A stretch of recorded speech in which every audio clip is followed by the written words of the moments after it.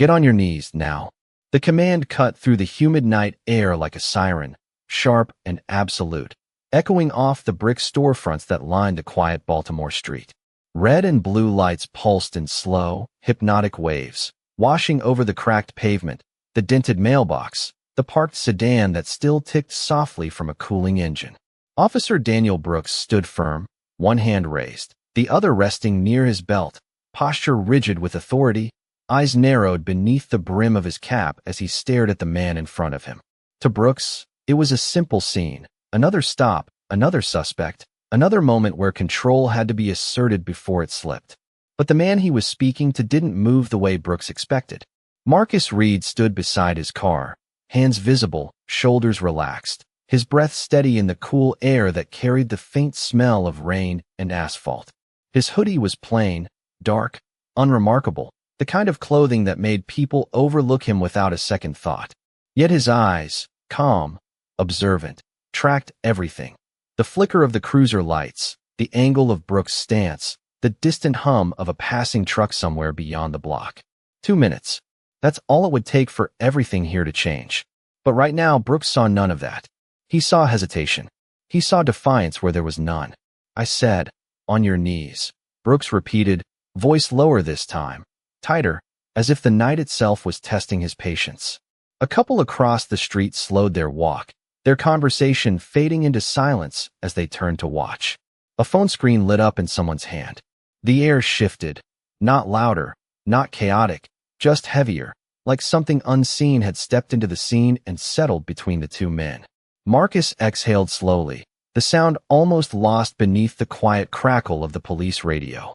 He didn't argue, didn't reach for anything, just tilted his head slightly, as if measuring the moment, as if listening to something Brooks couldn't hear. Somewhere in the distance, faint but distinct, a rhythmic electronic pulse, barely audible, like a heartbeat behind a wall. Marcus knew that sound. He had followed it for hours, tracked it across blocks, through crowds, through shadows that moved too carefully to be coincidence. And now, standing here, with cold light flashing across his face and a command hanging in the air, he knew exactly how fragile this moment was. Officer, Marcus said quietly, his voice even, controlled, carrying none of the tension that filled the space between them. You're about to make a mistake you can't undo.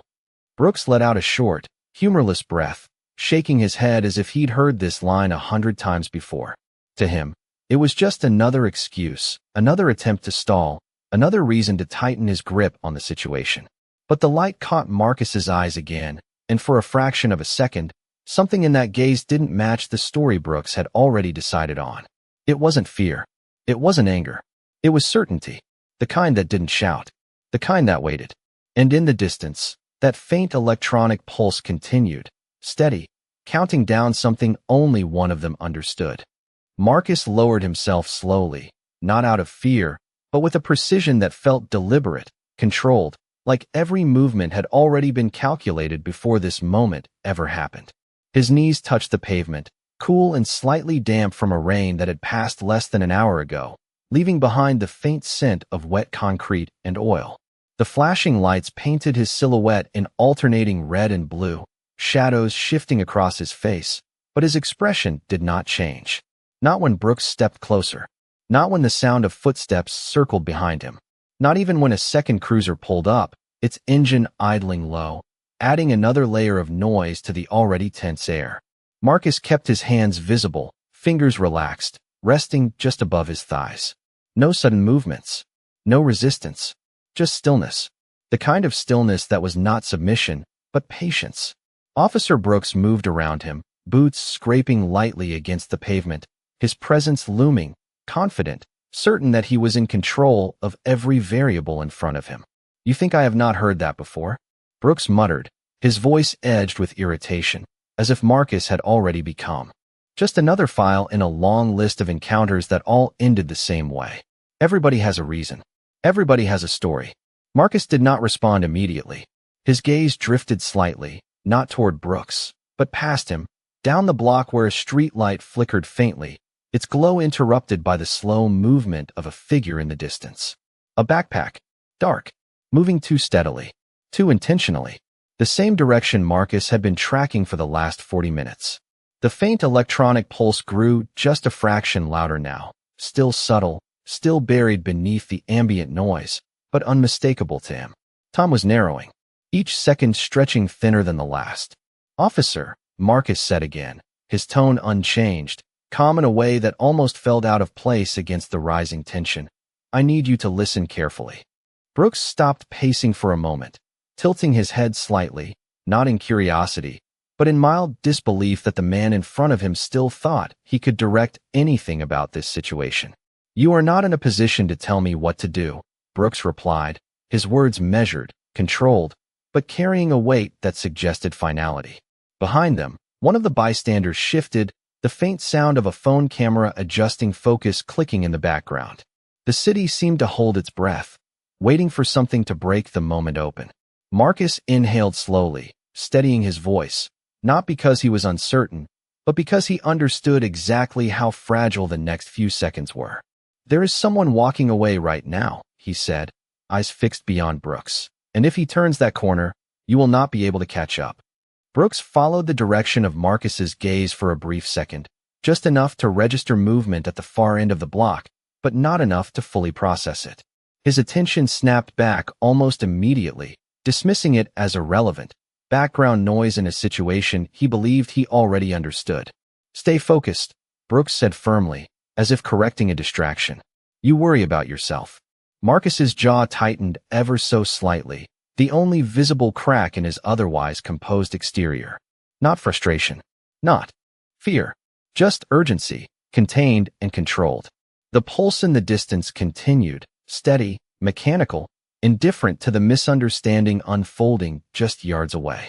And in that moment, kneeling under flashing lights, Marcus knew that the difference between control and chaos was no longer measured in minutes, but in seconds slipping quietly through the night.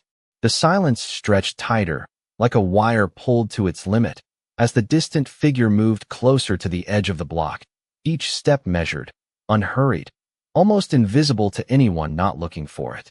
Marcus's eyes tracked the motion with quiet precision, his breathing still even, but something beneath that calm had sharpened, like a clock ticking faster behind a locked door. The faint electronic pulse was clearer now, still soft, still buried beneath the hum of engines and the low murmur of onlookers, but no longer distant. It was approaching a threshold. "Last chance, officer," Marcus said, his voice lower now, not louder, but heavier, carrying a weight that did not ask for permission. Brooks exhaled through his nose, a slow, controlled release that signaled the end of his patience. He stepped closer, the beam of his flashlight cutting across Marcus's shoulder and settling on the ground, as if the light itself was meant to pin him there. "You keep talking like you are in charge of something," Brooks said, his tone flattening, losing any trace of curiosity, replaced by quiet certainty. "You are not." Behind them, one of the backup officers shifted position, glancing briefly toward the far end of the street where the figure was now nearly at the corner. A hesitation. Small, almost imperceptible, but it was there. Marcus saw it. He leaned forward just slightly, enough to shift the angle of his voice so it carried past Brooks.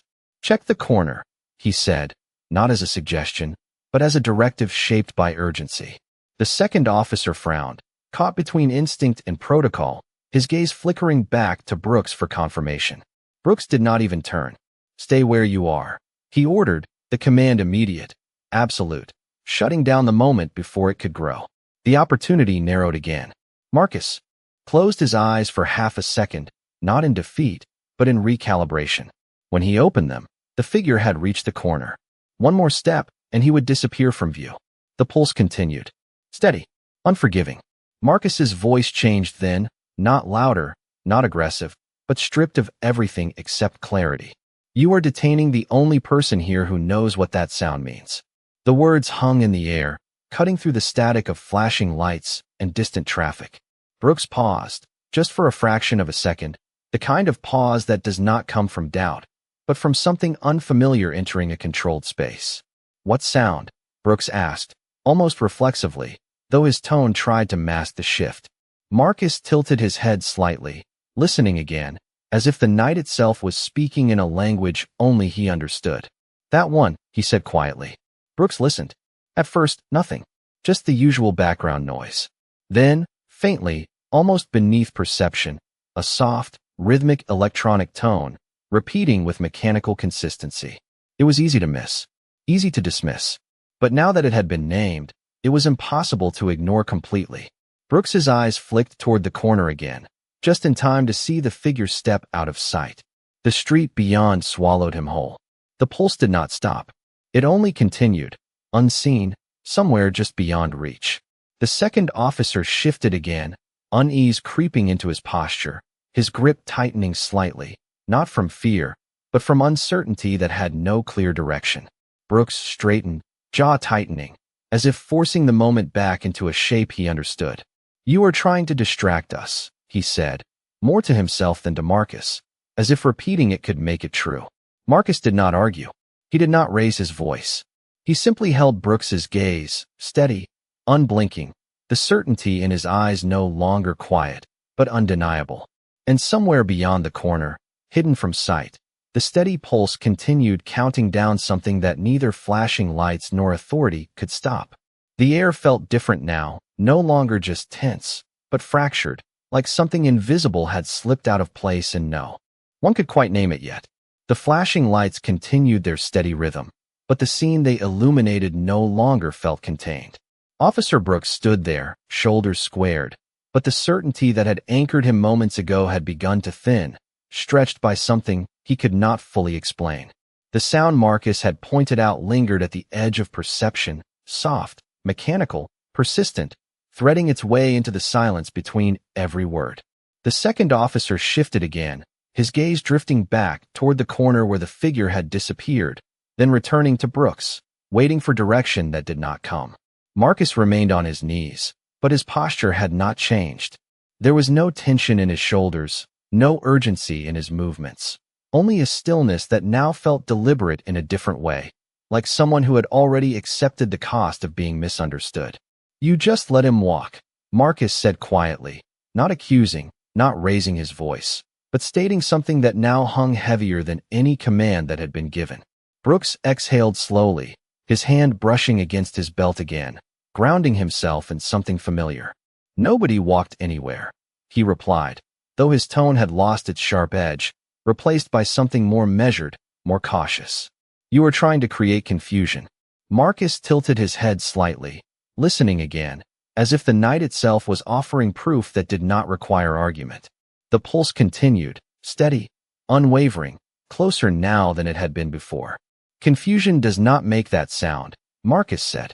"That is timing." The words settled differently. Timing. It implied structure, intention, something already in motion. Brooks's eyes narrowed, not in anger, but in calculation, as if he was beginning to map a situation that no longer fit the shape he had assigned to it. Behind them, the low murmur of bystanders had quieted, replaced by a more focused attention, the kind that comes when people sense a shift but do not yet understand it. A car passed at the far end of the street, its headlights sweeping briefly across the intersection, then disappearing, leaving the block in the alternating glow of emergency lights once again. The second officer took a step forward, hesitant but unable to ignore what he had heard. "You hear that too?" he asked, his voice low, directed at Brooks, not at Marcus. Brooks did not answer immediately. For a moment, he simply stood there, listening, the faint electronic rhythm now impossible to fully dismiss. It was subtle, but it did not belong. Not to the street, not to the night, not to anything ordinary. Marcus watched him carefully, not with satisfaction, but with a quiet urgency that had no room for pride. "Every second you spend deciding," Marcus said, his voice steady, "is a second you cannot get back." Brooks turned his head slightly toward the corner again, the place where the figure had vanished, where the sound now seemed to be pulling from, faint but consistent. His jaw tightened, not from anger, but from the weight of a choice forming in real time. Control was no longer a given. It had become a decision, and decisions, once made, could not be undone. The radio at Brooks's shoulder crackled suddenly, a burst of static cutting through the air, followed by a voice that had not yet formed into words, only fragments, urgency trying to push through signal. Brooks reached for it instinctively, lifting it closer, his attention shifting for the first time away from Marcus completely. The pulse continued. Steady. Counting. And in that moment, the space between what Brooks believed and what was actually happening narrowed to something dangerously thin, held together only by the next thing he chose to hear. The radio crackled again, sharper this time, the static breaking apart into fragments of a voice that carried urgency, without context, words stepping over each other before finally aligning into something clear. Unit 12, confirms status. Possible device. Repeat. Possible device detected within 2-block radius. The transmission cut briefly, then returned with more intensity. Suspect believed to be on foot. Dark backpack. Moving east. The words did not echo, but they landed, heavy and immediate, reshaping the air around them. Brooks froze for a fraction of a second, the radio still raised near his shoulder, his eyes shifting not toward Marcus, but toward the corner where the figure had disappeared moments earlier. The second officer's posture changed instantly, tension rising in his stance as training replaced hesitation. That matches, he said under his breath, almost to himself, but loud enough to be heard. Marcus did not move, but his gaze sharpened, tracking the reaction rather than the words. This was the moment he had been waiting for, not a victory, not validation, but a narrow opening where reality finally began to align with what he had been trying to say all along. The faint electronic pulse continued, no longer just a background anomaly, but now anchored to something real, something confirmed. Brooks lowered the radio slowly, his grip tightening around it, the weight of the situation settling in with a clarity that did not leave room for denial. He looked at Marcus, really looked this time, not at the hoodie, not at the posture, but at the composure that had never once broken, even when everything pointed against him. Why did you not say that from the beginning? Brooks asked, his voice quieter now, not confrontational, but edged with something closer to frustration directed inward. Marcus let out a controlled breath, the faintest shake of his head following. I tried, he said simply. There was no accusation in it, no anger, just a statement that carried more weight than any raised voice could. The second officer took a step toward the corner, then stopped, glancing back at Brooks, waiting for direction that now felt urgent rather than procedural. The bystanders across the street had gone completely silent, phones still raised, but no longer capturing just another routine stop. Something had shifted, and even without understanding the full picture, they could feel it. Brooks looked down at Marcus's wrist for a moment, then back up at his face, the decision forming faster now, no longer slowed by assumption. The pulse continued. Steady. Closer. Not waiting. Brooks reached down, his movements more deliberate now, unlocking the tension that had held the situation in place. Stand up, he said, the command still there, but changed, no longer rooted in control, but in necessity. Marcus rose smoothly, without hesitation, his movements efficient, focused, as if the transition had always been inevitable. The second officer moved toward the corner, this time without waiting, his pace quickening, drawn by the urgency that now defined the moment. Brooks took one last look at Marcus, the earlier certainty replaced by something else entirely, something unsettled, something aware of how close he had come to missing something that mattered. You are going to tell me exactly what we are dealing with, Brooks said. Marcus nodded once, already turning his attention toward the direction of the sound, his focus narrowing to the task ahead. No, Marcus replied calmly, stepping forward into the flashing light. We are going to catch up before it is too late. And for the first time since the night began, Brooks did not argue. He followed.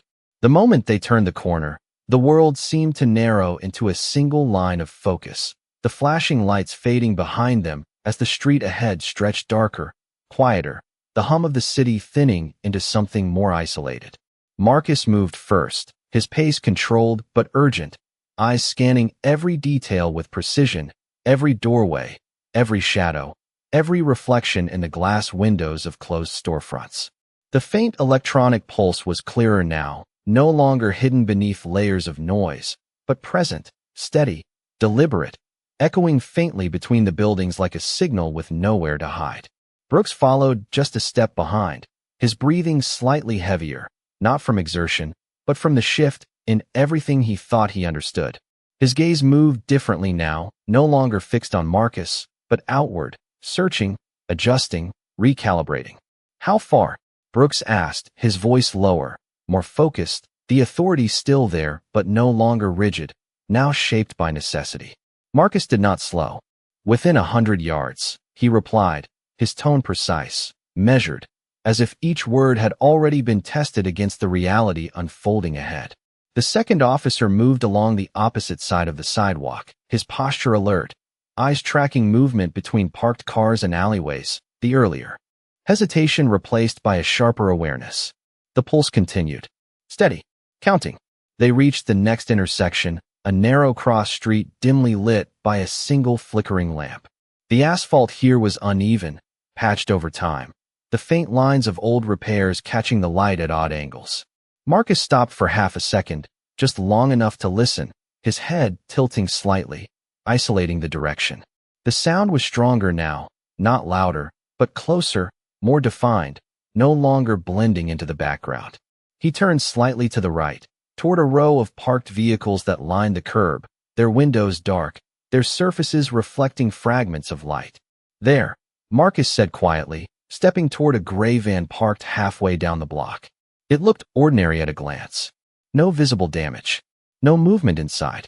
Just another vehicle left overnight in a city that rarely stopped moving.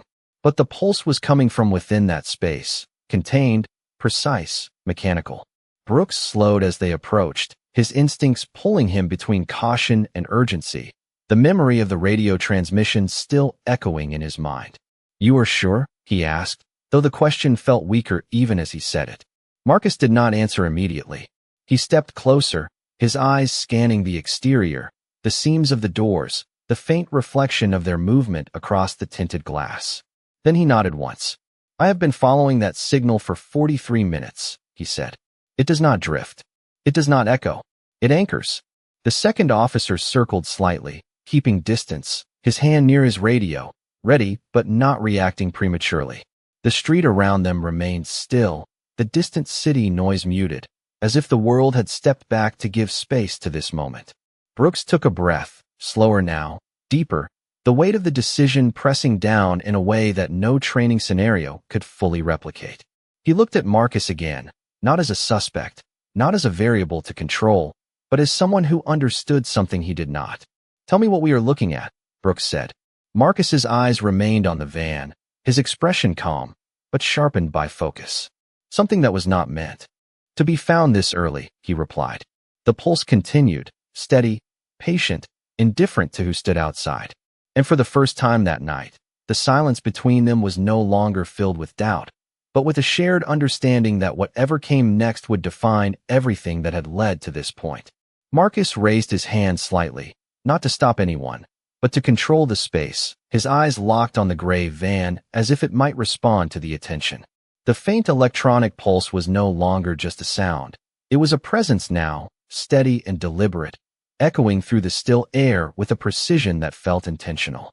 Brooks stood just behind him, his posture rigid but no longer driven by assumption, his attention fully aligned with what Marcus was seeing, hearing, understanding. "No sudden moves," Marcus said quietly, his voice low but firm, the kind of tone that did not ask for agreement, only action. The second officer nodded, adjusting his position slightly to maintain a clear line of sight while keeping distance from the vehicle. The street remained empty, no passing cars, no footsteps, no voices, just the soft hum of distant traffic and that steady, mechanical rhythm coming from within the van.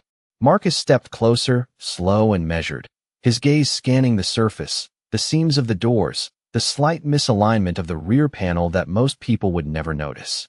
Brooks followed, his breathing controlled, his senses sharpened in a way that felt different from routine patrol, more focused, more aware of consequence. "What makes you so sure it is here?"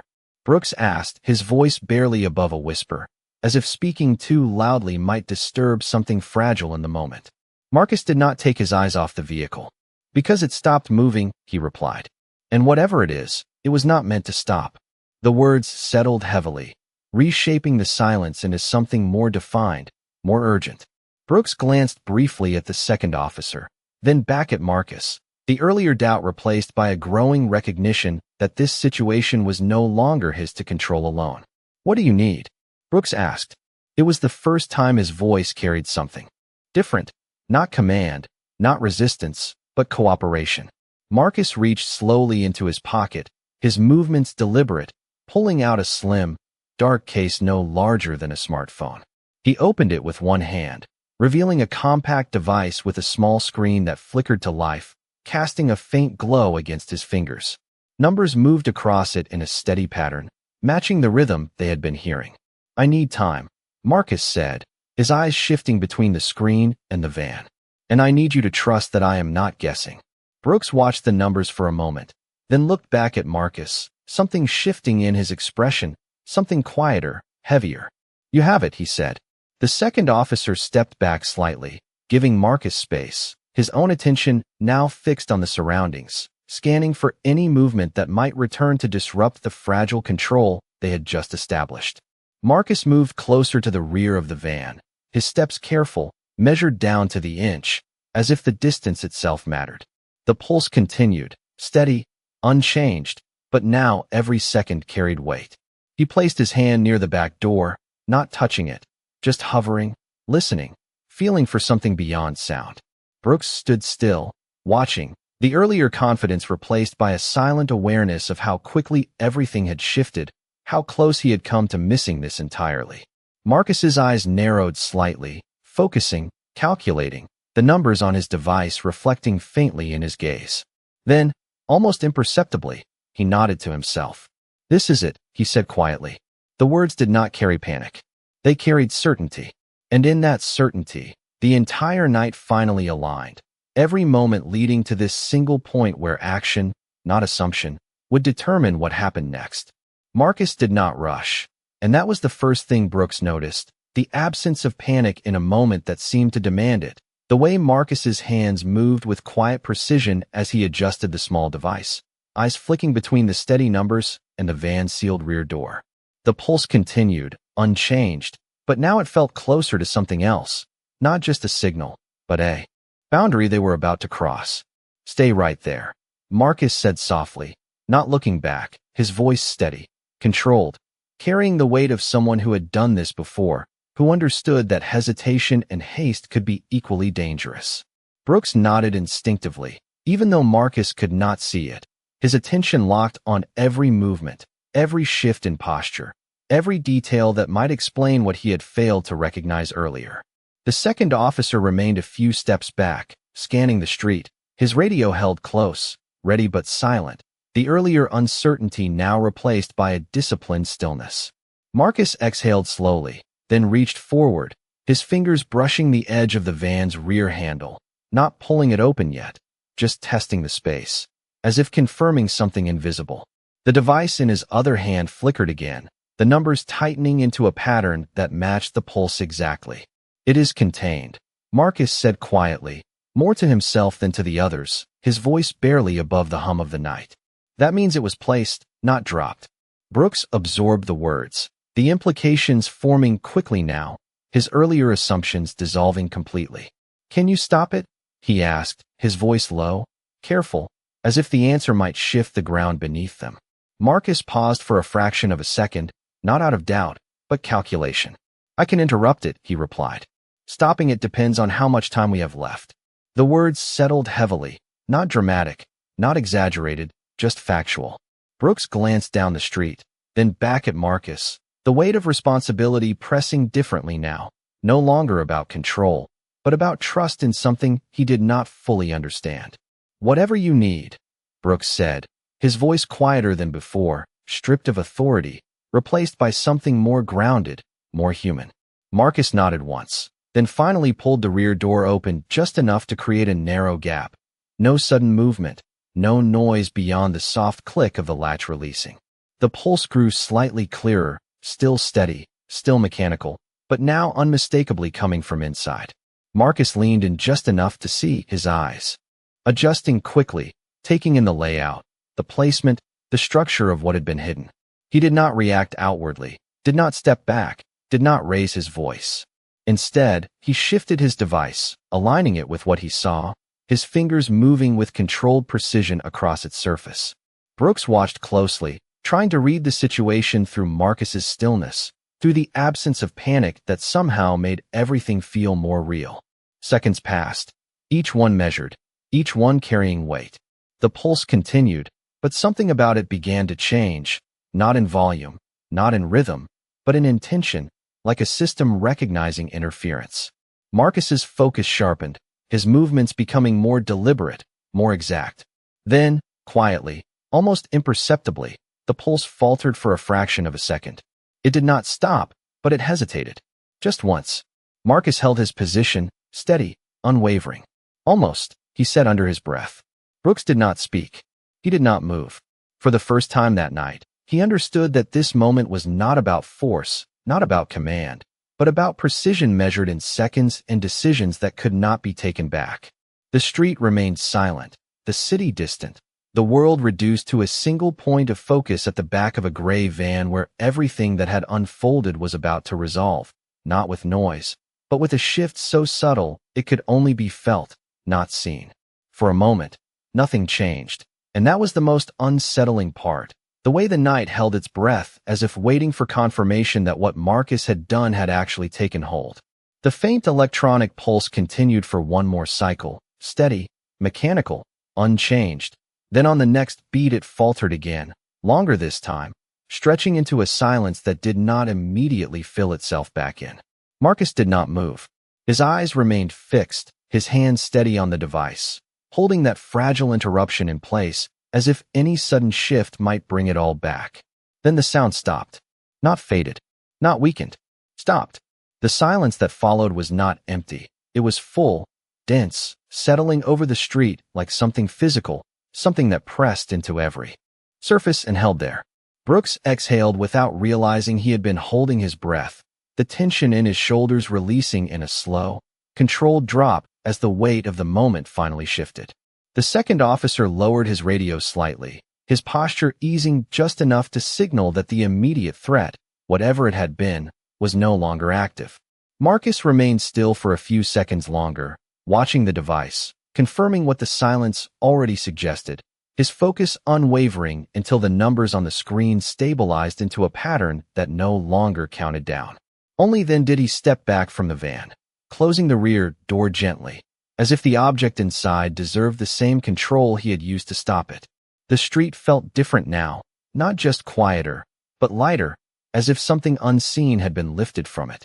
A distant car passed at the far end of the block, its sound returning the city to motion, the world resuming its rhythm as if nothing had happened. Brooks looked at Marcus, really looked this time.